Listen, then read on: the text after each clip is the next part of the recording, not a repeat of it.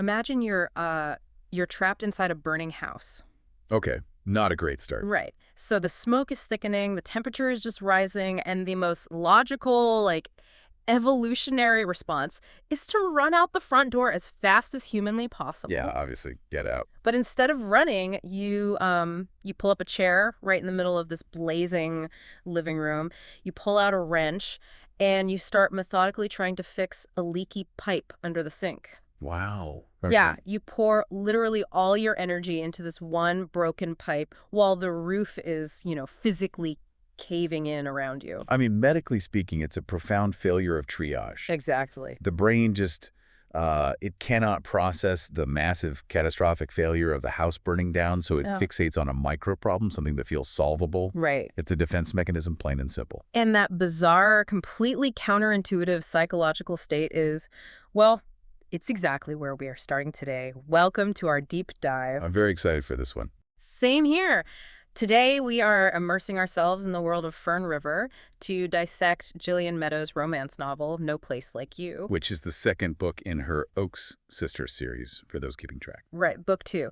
So for you, the listener, the mission today is to unpack how a seemingly lighthearted, fake dating romantic comedy actually operates as this clinical masterclass. A masterclass in some pretty heavy stuff. Yeah, in exploring grief, generational trauma, and really the sheer terrifying courage it takes to build a home. We're looking at how Meadows uses these beloved familiar romance tropes, not just to deliver, a satisfying narrative with swoons, but as highly pressurized structural tools. Right, tools that literally force her characters to confront their deepest psychological roadblocks. Exactly. Okay, let's unpack this, because calling this a cozy small-town romance feels like calling the ocean a nice little puddle. Yeah, that's a massive understatement. The emotional undercurrent here is just staggering. It really is. And to set the baseline for what we are actually analyzing here, we have to look at the author's note to reader before Chapter 1 even begins. Oh, yeah, the author's note is crucial. Right, because Meadows explicitly states that this narrative explores an intensely personal journey. She writes about the visceral reality of having an abusive parent. Which is heavy. Very. And she talks about how that specific flavor of fear alters the entire family dynamic and how those traumatic adaptations, they echo decades into adulthood. Yeah. What's fascinating here is the deliberate tonal tightrope she walks. I mean, she expresses this desire for the story to feel like a warm blanket and a steaming mug of tea. Which you do feel, right? You get that vibe. You do. But she immediately undercuts that coziness with the heavy, unvarnished reality that healing is fundamentally nonlinear. It's messy. It is so messy. Yeah. The human brain does not just get fixed. Sometimes, even when we have convinced the world, and honestly ourselves, that we are completely fine, a single trigger can send us right back to the beginning. Needing help all over again. So for you listening, have you ever found yourself in that exact position, like staring at a perfectly good opportunity or a great relationship or a new city and actively sabotaging it? Just so you don't have to face the terror of trying. Yes. That universal suffocating feeling of stagnation, of being frozen in amber while everyone else is just moving forward. That is the starting line for our two protagonists. And we really cannot understand why Fable Oaks and Theo Nikolaou crash into each other until we dissect the highly specific mechanics of their individual paralysis. Because they're both so stuck. Incredibly stuck. I mean, Fable, for instance, she's not just sad. She is running an operating system in the background of her brain that is using up like 90% of her CPU. That is such a highly accurate way to frame complicated grief. CPU overload. Yeah, because think about her baseline. Fable is 29 years old. She is working her 5th job in 2 years. 5th? That's exhausting just to think about. Right. She's currently clocking in at Hawkins Hardware. She lives in her late grandfather's run-down A-frame cabin. Yeah. And she sleeps on a mattress she has owned since she dropped out of college. It's bleak. It is. And she is mourning Gramps, who recently passed away after this brutal, prolonged deterioration from Alzheimer's. Yeah. But the text doesn't rely on, internal monologues of her just crying in her room. It demonstrates her CPU overload through her physical friction with her environment. Oh, the opening scene with Baby Blue. Yes. Gramps' old sky blue Ford Bronco. It's the perfect metric for this. Fable is trying to open the driver's side door, and it just will not budge. Mechanical failure mirroring internal failure. Exactly. The mechanical failure of the door is a direct parallel to her internal state. Because to open this specific door, you need a highly idiosyncratic muscle memory, right? You got to do the thumb thing. Yeah, you have to pull from the left edge and press your thumb into the top at the exact same time until you hear this faint pop. Gramps mastered this over decades. He used to place his hand over Fable's to teach her the tactile rhythm of it, telling her, be easy on her. Baby Blue's got her own timeline. You'll get there. Oh, that line. The neuroscience of that moment is crucial, by the way. Wait, really? Tell me about that. Yeah, procedural memory.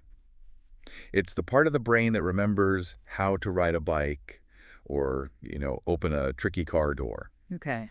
It is deeply intertwined with emotional memory when a loved one is involved. So when Fable fails to open the door, she is not just experiencing mechanical frustration. She kicks the tire. She kicks the tire and immediately shame just floods her system. She places her hand on the hood and whispers an apology to the inanimate metal. God, that hurts to read. It does. She's holding onto this Bronco because it serves as a physical tether to her grandfather.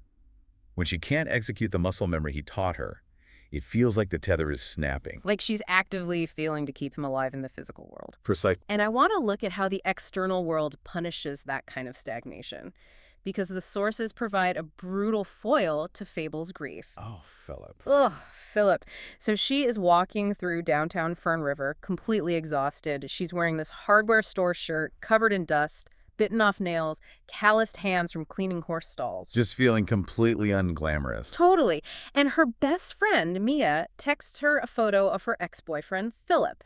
Now, Philip is the mayor's son, and their history is a textbook example of modern psychological damage. The situation. The ultimate situationship. They had a 4-month thing that Philip vehemently insisted on keeping a total secret. Always a red flag. The biggest red flag. And now, merely 6 months later, Philip is publicly engaged to a woman named Samantha. And the juxtaposition there is just designed to trigger maximum cognitive dissonance in Fake. Oh, yeah. Because Samantha is the aesthetic opposite of Fable's current reality. She's described as having flawless raven hair, perfect red lips, immaculate pink nails. While Fable is covered in drywall dust. Exactly. And Philip is wearing a tailored suit with a blindingly white smile. They're flying to Greece for a wedding. They represent the apex of the curated Portland power couple lifestyle. Fable actually imagines them sitting on a $100,000 white couch discussing cryptocurrency. Which is funny, but it's also a manifestation of her eroded self-worth. absolutely. When you are the secret in a relationship, the implicit message is that you are not fit for public consumption. You are a source of shame. Yeah. So seeing Philip proudly display Samantha confirms Fable's deepest, darkest fear, that she was the problem. And so she sits alone in an empty, crumbling A-frame, eating ice cream and listening to true crime podcasts, just measuring her profound stuckness against Philip's aggressive forward momentum. Which serves as the perfect transition to the other side of this paralysis equation. Enter Theo. Theo Nikolaou. If Fable is stuck in a depressive, quicksand-like stagnation, Theo is stuck in a state of perpetual high-velocity flight. He's constantly running. Right. He is a veterinarian who has just relocated back to Fern River after spending years in Oregon acting as a caregiver for his late grandparents. But he hits a structural roadblock immediately, doesn't he? He does.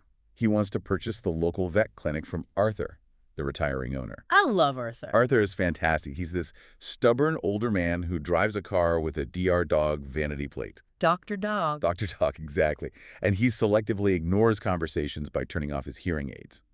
But Arthur flatly refuses to sell to Theo, favoring the other staff vet, Garrett. And he doesn't sugarcoat it at all.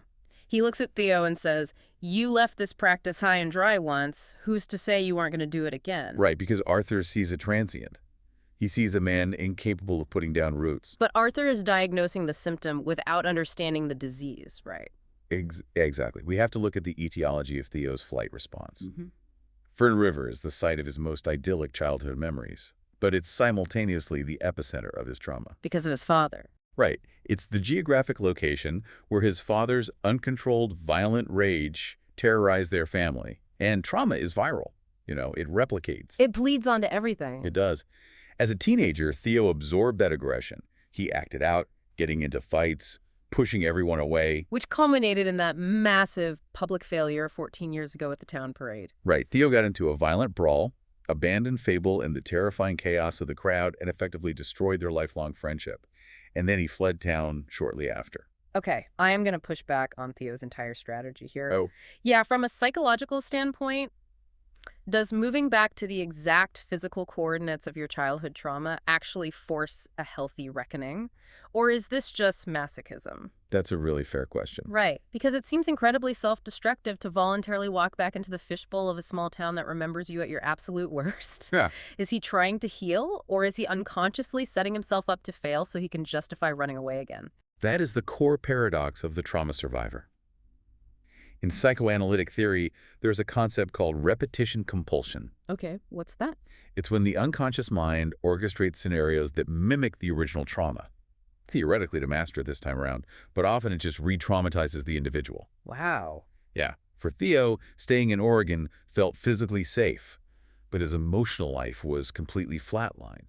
He admits he had no real friends, no relationship lasted past a single night. He was existing, not living. Just going through the motions. Exactly. Returning to Fern River is his subconscious finally realizing that geographic distance does not cure internal rot. That's so profound. And you have to look at the architectural metaphors the author uses to show this. When Arthur's explaining why he favors Garrett for the clinic, he points to Garrett's office wall. Mural. The mural of memories. Hand-drawn crayon art from clients' kids. Polaroid photos of dogs. It's a visual testament to a decade of sustained community connection. And then look at Theo's office.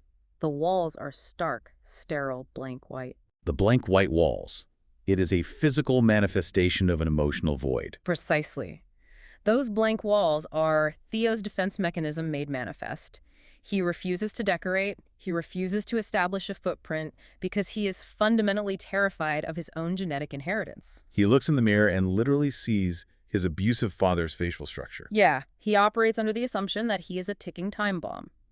If he paints the walls, if he builds a life, he believes he will inevitably destroy it with the violence he assumes is dormant in his blood. So Fable's living space is a cluttered museum of a dead past, and Theo's space is sterilized to prevent a future from taking root. It's brilliant. We have two people trapped in completely different escape rooms, completely unaware that they're holding the keys to each other's doors. But inertia is a powerful force. It requires a massive kinetic impact to knock them out of their respective orbits. And this brings us to the inciting incident of the narrative, which introduces the central romance trope. Fake dating. Yes.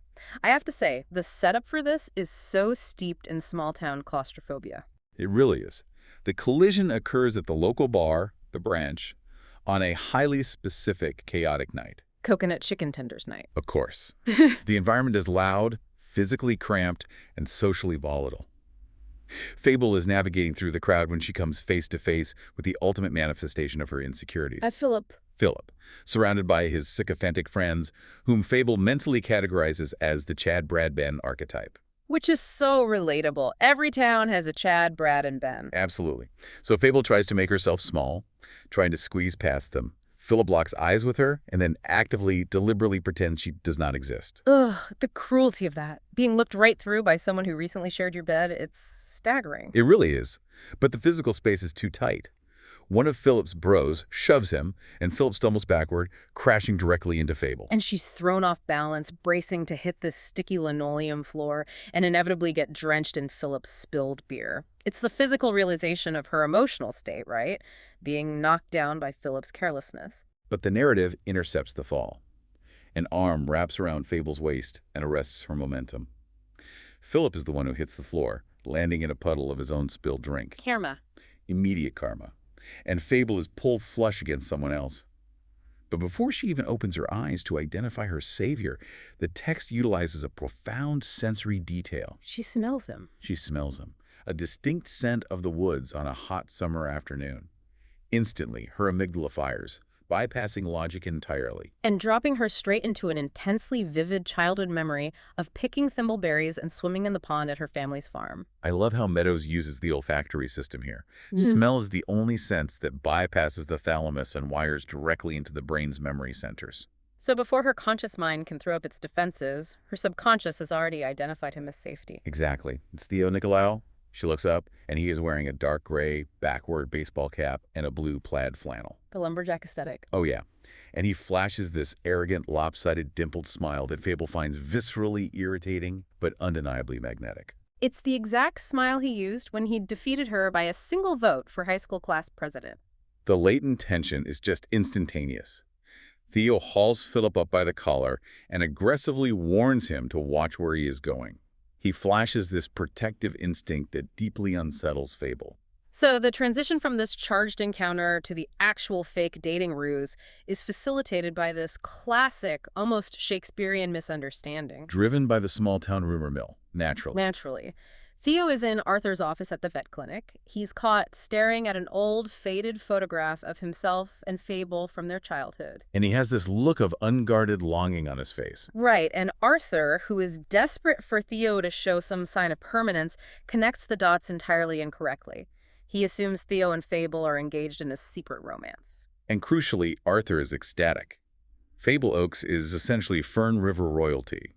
Her family is deeply embedded in the town's fabric. Arthur tells Theo that settling down with an Oaks is the ultimate proof of stability. And Theo, who is practically vibrating with desperation to buy this clinic and prove he isn't his father, commits a lie of omission. He just lets Arthur believe it. The silence solidifies the lie. Right, so Theo has to reverse engineer reality to fit the rumor. He tracks Fable down at the hardware store and pitches the contract. Pretend to be my girlfriend, so Arthur thinks I'm permanently anchored here. And Fable shuts him down immediately. As she should. She points out the glaring logistical flaw. They bicker constantly. No one in this town who has watched them snipe at each other for over a decade would ever believe they are in love. She attempts to maintain her boundaries, but external forces obliterate them. Her beloved but decaying A-frame cabin suffers a catastrophic plumbing failure. Oh, the plumbing scene. It's a disaster. Fable attempts a DIY fix, and it results in a literal geyser of water flooding her living room. The water ruins her sanctuary. It soaks her cherished copies of Jurassic Park and The Count of Monte Cristo, which, as a book lover, is physically painful to read. It is the final straw. She is sitting on the soggy floor, weeping over ruined paperbacks, feeling utterly incompetent at managing her own survival. And who arrives at the door, dispatched by Fable's hypervigilant sister Tessa, armed with a box fan and industrial paper towels. The lumberjack in the flannel. Theo steps into the wreckage. Fable is stripped of all her pride. She's too exhausted to fight. She finally agrees to the absurd proposition. They draft the terms. Theo will utilize his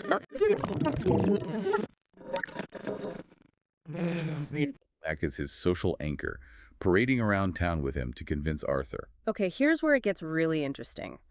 I have to stop here and challenge the entire premise of the fake dating trope. Because as a reader, and frankly as an adult living in the real world, this always feels so wildly contrived.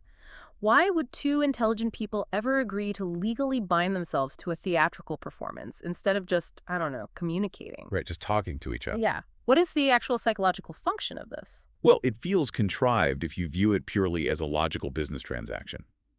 But if you view it through the lens of attachment theory, it is a brilliant manifestation of avoidance psychology. Oh, avoidance psychology? How so? Think about what a contract with explicit rules like their strict no sleepovers clause actually does. It manufactures safety. Because they're both terrified of intimacy. Exactly. Intimacy requires vulnerability, and vulnerability has historically led to devastation for both of them.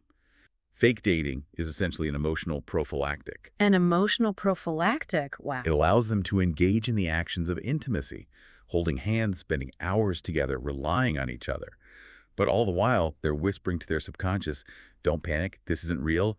We have an exit strategy. It is a socially sanctioned way to play house with one foot firmly planted out the door. That's exactly it. They are biohacking their own attachment styles. And the way Theo manipulates the parameters of this contract is fascinating. It's a spreadsheet. They create a literal spreadsheet of mandatory public appearances, but Theo negotiates for free spaces or dealer's choice events. And he cashes one of these in not for a romantic dinner, but to force his way into being the assistant coach for Fable's niece's youth soccer team. The unicorns. Yes. The imagery is fantastic. You have this massive, broad-shouldered, stoic guy running drills on a muddy field wearing a glittery unicorn t-shirt that says, District Champ. It is deeply comedic, but it serves a vital psychological function in the narrative. because fake dating forces inescapable proximity. Right, for 14 years, Fable and Theo have maintained a comfortable distance. They've been viewing each other entirely through the distorted amber-preserved lens of that traumatic parade incident when they were teenagers. They only see the worst versions of each other. But you cannot maintain a two-dimensional villain narrative when you are forced to sit shoulder to shoulder in a truck cab, or when you're shoulder deep in drywall fixing a sink. Or when you are wrangling a dozen screaming 7-year-olds on a soccer pitch. Proximity breeds cognitive dissonance. It strips away the teenage resentment and forces them to witness the complex, competent, deeply wounded adults they've actually become. And this forced proximity in the A-frame directly triggers the next massive emotional detonation in the story. The excavation. Because Theo is spending so much time in Fable's house doing manual labor, they begin moving boxes that haven't been touched since Gramps died. And in doing so, they literally unearth Fable's buried psychological ambition. The physical excavation mirrors the emotional one. Fable discovers a small, rusted metal tin hidden away, and inside is a stack of faded, heavily handled photographs. When Theo asks about them, Fable reveals the crushing weight of her family's mythology. Her grandfather had this singular, lifelong dream of opening a community bookstore. He already had the name. Our Bookshop. Everywhere they went on road trips when Fable was a child, Gramps would spot an abandoned storefront or a quaint building, pose Fable in front of it, and snap a picture. And on the back of every single photo, he wrote the address and the title, Our Bookshop. But when Fable looks at this tin, she does not see fond memories. She sees a cemetery of failure. She calls it a pipe dream that died the minute Gramps took his last breath. It's tangible evidence of a life that went unlived. It reinforces her own belief that she's destined to be stuck at the hardware store forever. But Theo does something radical here. He refuses to accept her self-flagellating narrative. He refuses to let her use the term pipe dream. He leverages his intimate historical knowledge of Fable to shatter her defense mechanism. He brings up a hyper-specific memory from when they were 11 years old. The rope swing. The rope swing over the farm's pond. Fable climbed up to the platform, looked down at the water, and froze. She stood there for hours, completely paralyzed by fear. But Theo reminds her of what happened next. He says, the moment you finally decided to step off that ledge, you were unstoppable. You spent the rest of the day flying. When Fable is fundamentally incapable of seeing her own bravery, Theo acts as a psychological mirror. He reflects her dormant capability back to her. It is the concept of scaffolding. He is providing the temporary structural support she needs to bear her own weight. And he doesn't just offer platitudes, he demands action. Right. Along with Theo's sister Mia and Mia's partner Bree, they sit down with smartphones and systematically Google the addresses written on the back of Gramps' photos. And it is a grueling montage of disappointment. Address after address reveals that the dream locations have been paved over by other people's realities. They're all Pilates studios, corporate real estate offices, or vape shops. But the persistence pays off. They find a single survivor. A photo taken in Glendale, Oregon, corresponds to a currently operating business called Barb's Books. It actually manifested into reality. And Theo, overriding Fable's hesitation, dictates that they are driving to Oregon immediately to see it. The description of Barb's Books is an absolute sensory triumph. When Fable walks through the door, it is like she has stepped directly inside her grandfather's cerebral cortex. There is a massive pride flag hanging in the window. A whimsical, hand-painted mural dominates the children's section. The air is thick with the scent of aging paper, binding glue, and dark roast coffee. In the corner, an older gentleman is reading The Hobbit aloud to a small child. Which is a direct echo of Fable's own childhood with Gramps. It is overwhelming. And it brings her face to face with the owner, Barb. Fable, just vibrating with vulnerability, shows Barb the decades-old photograph of herself and Gramps standing on that exact sidewalk. Barb is this grounded, deeply intuitive matriarchal figure. Fable confesses her paralyzing terror. She asks Barb the ultimate question, what if I try to do this and I fail? And Barb does not offer a toxic positivity response.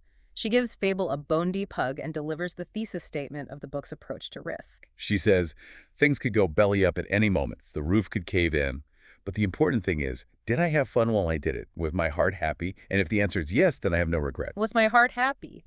It completely reframes the metric of success. It removes capitalism from the equation of the dream and centers it on the emotional experience of the attempt.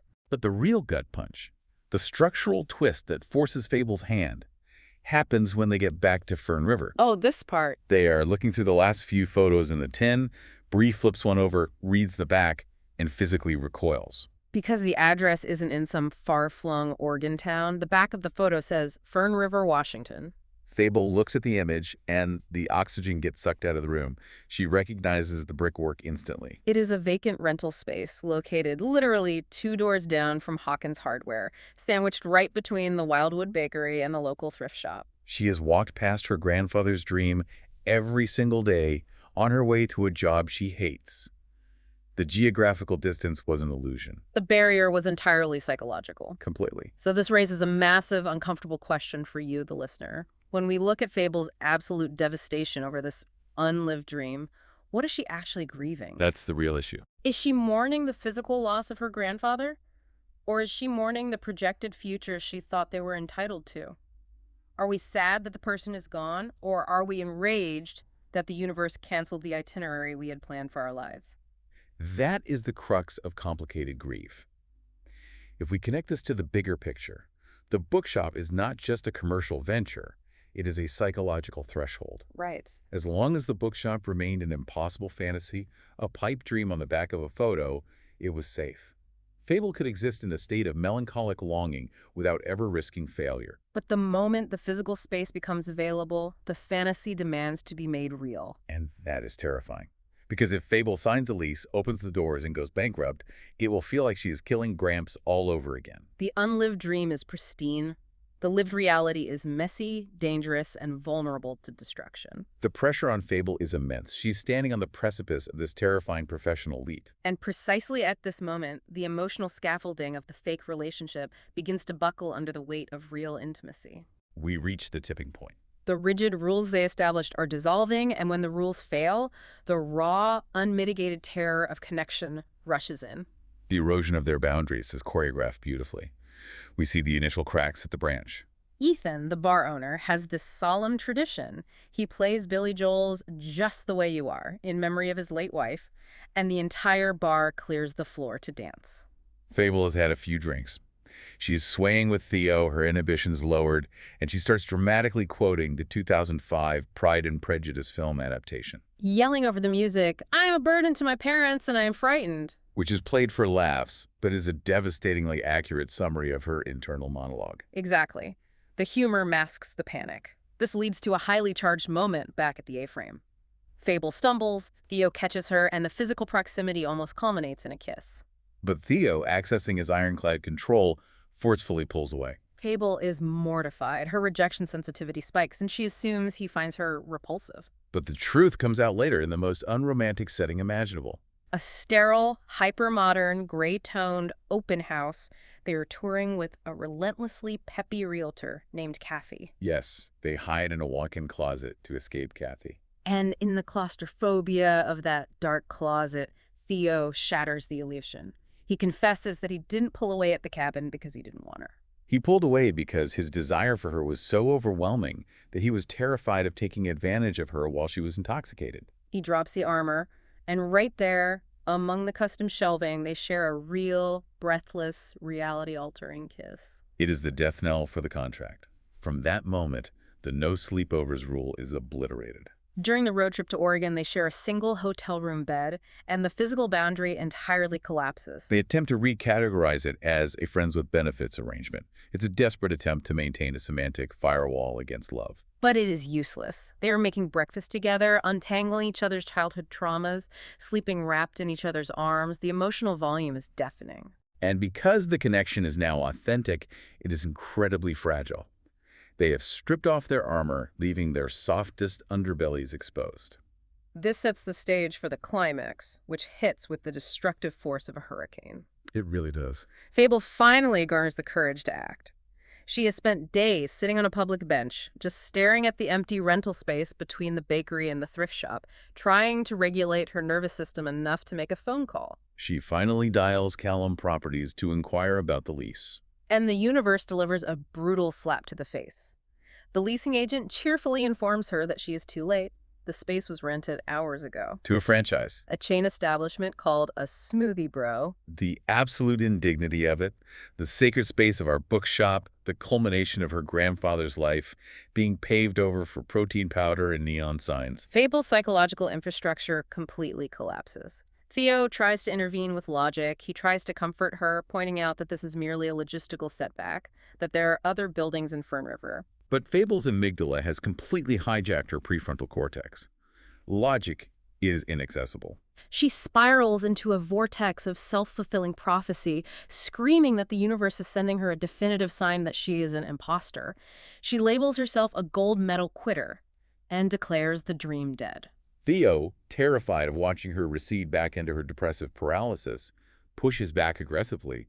He demands that she stay in the fight. He tells her she cannot just run away the second the reality becomes difficult. And in the heat of this desperate, flailing argument, trying to throw her an emotional lifeline, Theo makes a fatal miscalculation. He confesses the ultimate truth. He tells her the fake dating is over. He says, "I wasn't pretending. This is the most real thing I've ever felt." He lays his entire heart on the table. And Fable absolutely panics. I want to unpack this response because it is so ugly, but so deeply human. It's a trauma response. It is. Fable is already hemorrhaging emotionally from the loss of the bookshop. Now Theo is suddenly stripping away the fake dating contract, the very mechanism that allowed her to feel safe with him. She feels cornered. And what does a cornered, terrified animal do when you try to touch it, even to heal it?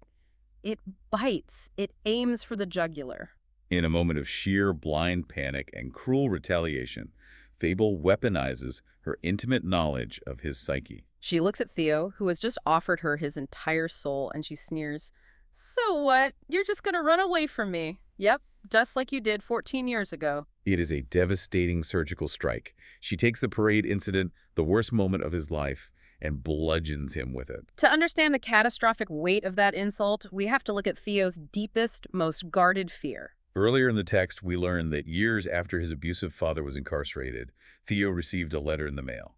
No return address, just his father's distinct, jagged handwriting. Theo placed that unopened letter on a shelf in his closet. He left it there for weeks. It radiated a kind of dark gravity. He would just stare at it, paralyzed by the fear that whatever was inside that envelope was also inside of him. Eventually, he burned it without reading a single word. Every time Theo looks in the mirror, he expects to see a monster looking back. Fable's words confirm his ultimate nightmare. That despite his veterinary degree, despite his kindness, he is still just a destructive force who ruins everything he touches and abandons the people he loves. Which makes the contrast with Dave Oaks, Fable's father, so heartbreaking. Oh, the trench scene. Yes, there is a quiet, masterful scene earlier where Theo is up to his knees in mud at the Oaks family farm, helping Dave dig a drainage trench. Dave leans on his shovel, looks Theo dead in the eye, and says, "You are an exceptional man. I'm proud of you and so grateful you're part of this family." For Theo, a man starving for paternal validation, receiving that blessing from the patriarch of the town's most beloved family is akin to a religious absolution. He desperately wants to be the man Dave sees. But Fable's anger just overwrote Dave's blessing. She told him he is his father. The explosion drives them to opposite ends of the earth, emotionally speaking. The narrative requires this rupture. The fake relationship allowed them to bypass the hard internal labor of healing. Now, isolated and bleeding, they must actually do the work before they can approach each other as equals. This brings us to the final act, the grand gestures and the terrifying choice to build a real home. Let's follow Fable's trajectory first. Following the fight, Fable flees the A-frame and seeks asylum at her sister Millie's house. Her other sister, Tessa, literally boards a flight from Chicago and arrives in Fern River. This showcases the formidable infrastructure of the Oaks sisters. They surround Fable with wine, snacks, and an impenetrable wall of loyalty. But crucially, they do not enable her victimhood. They provide comfort, but they also bring a harsh, illuminating mirror. They force a cognitive restructuring. Through exhaustive conversation, Fable untangles her grief from her fear. She arrives at two profound realizations. First, her feelings for Theo Nikolaou are not a symptom of proximity. She is irreversibly in love with him. Second, and perhaps more structurally important, she realizes she has been committing an error of rigid thinking regarding the bookshop. She believes she needed that exact building to fulfill her grandfather's legacy. Her sisters help her realize that the dream was never about the drywall or the specific address. The dream was the alchemy of the community, the smell of the paper, the safety of the space. Gramps envisioned it in 100 different locations across the country. By tethering her success to one specific rental space, she was giving herself an excuse to quit. She redefines the dream, accepting that her capability exists independent of the real estate. While Fable is experiencing this paradigm shift, Theo is undergoing a brutal reckoning of his own. His sister, Mia, corners him. She stages a one-woman intervention. She ruthlessly dissects his martyr complex. She points out that for his entire adult life, he has been performing penance for crimes he did not commit. He has subjugated his own desires, prioritizing everyone else's happiness, in a desperate bid to balance the cosmic scales against his father's violence. Mia explicitly gives him permission to be selfish, to admit he is in love, and to demand his own happiness. Catalyzed by this, Theo marches into Arthur's office at the clinic. What he does next requires an astonishing level of psychological bravery. He strips away the lie. He sits the stubborn, traditional Arthur down and confesses the entirety of the fake dating scheme. He admits it was a manipulative ruse designed to project an illusion of stability. But he does not apologize for who he is. He looks Arthur in the eye, fully prepared to be fired, and declares that Fern River is his home. His commitment to the town, to the animals, to the community is absolute and entirely independent of his romantic status. He risks his professional dream to stand in his authentic truth. And Arthur, who is old enough to recognize that true integrity often looks like admitting a massive failure, absorbs the truth. He realizes that a man who will risk his career for the sake of honesty is exactly the kind of man you want running a medical practice. Arthur agrees to let Theo and Garrett buy the clinic as equal partners. Theo drives his roots deep into the soil. But the romantic resolution, the climax of the narrative tension, takes place at the annual Fern River Thimbleberry Festival. Fable is wandering the festival grounds. She has accepted her path, even if it means moving forward without Theo and without the space next to the bakery. But then, her phone vibrates. It is the leasing agent from Callum Properties. The woman sounds bewildered, explaining that the Smoothie Bro franchise abruptly pulled out of the deal. The commercial space is vacant again. And the new name on the lease is Fable Oaks. Theo engineered it. While she was hiding at her sister's house, Theo went behind the scenes, utilized his newly secured partner salary, and paid the deposit to secure the lease for her. Fable sprints away from the festival, runs down the alley behind the commercial strip, and unlocks the back door of the vacant space. She steps into a dusty, empty room littered with construction debris, and standing directly in the center of the mess is Theo. He does not offer a cinematic, breathless monologue. He does not try to overwhelm her with words. Instead, he reaches into his pocket and hands her a small, fragile piece of paper. It is soft and faded, its edges worn down by 18 years of being hidden away and touched. It is a piece of lined notebook paper from their 5th grade math class. The original text reads, "Do you want to be my best friend? Check yes or no." But Theo has taken a pen, crossed out the words best friend, and written wife. I mean, we have to pause and appreciate the sheer narrative payoff of that moment. It takes a childhood relic, a symbol of their purest connection before the trauma warped them, and repurposes it for their adult reality. They strip away the pride, the fear, the fake contracts, and they just confess. It is absolute vulnerability. The story then provides a deeply satisfying epilogue. It fast-forwards 3 months to a chaotic, joyful family picnic held at the A-frame, which Theo has fully stabilized and renovated. And then it jumps to the fall season. Fable is standing on the sidewalk in front of the grand opening of our bookshop. She has executed the vision. There are bright tulips planted on the front stoop and lush ferns hanging in the display windows, exactly as she promised Gramps. She stands there, breathing in the scent of new books and old wood, and she can palpably feel her grandfather's pride settling over her shoulders like a warm coat. So, what does this all mean? The visual detail that truly cements the thematic arc belongs to Theo. In the final scene, they are attending a friend's formal wedding. And what is Theo wearing? A flannel. Yes, the flannel. Throughout the entire book, Fable weaponized that flannel, teasing him about his lumberjack aesthetic, using it as a symbol of his rough, small-town edges. But in the end, Theo, proudly wearing that flannel to a formal event, is a declaration of total psychological integration. He is no longer running from who he is. He has unapologetically embraced his identity as a rugged, rooted, small-town man who loves fiercely and stays put. He is finally home. Which perfectly encapsulates the core thesis of No Place Like You. Healing does not mean summoning a wrecking ball. You do not get to erase the trauma, level the ground, and pour clean, uncontaminated concrete. True healing is the grueling, messy process of building something beautiful right on top of the cracked, unstable foundations. Fable's A-frame was rotting from the inside out, filled with the suffocating dust of grief. But she didn't burn it down. She learned how to sweat copper pipes. She dried out the ruined books. She lived inside the broken house while she fixed it. She fixed the plumbing while the house was burning, and eventually she put out the fire. That's a great way to put it. And that brings us to a final provocative thought for you to carry with you as we close this deep dive. We have spent an hour deconstructing the psychology of fake dating, analyzing how we build elaborate contracts, rigid rules, and false personas to protect ourselves from the terror of being truly seen. Right. But I want you to consider this.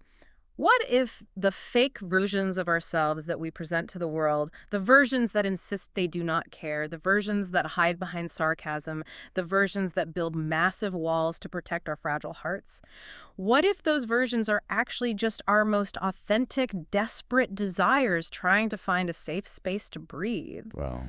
What if your fake self is really just your true self, patiently waiting for someone to finally give you permission to stay? It radically alters how you view the armor you put on every single morning. It changes everything. Thank you for joining us on this deep dive into the complex, beautiful world of Fern River. We hope you enjoyed exploring the mechanics of a thimbleberry-scented romance as much as we did. And remember, no matter how stuck you feel, no matter how deep the grief goes or how broken the foundation seems, your timeline is entirely your own. Can you make the rules? See you next time.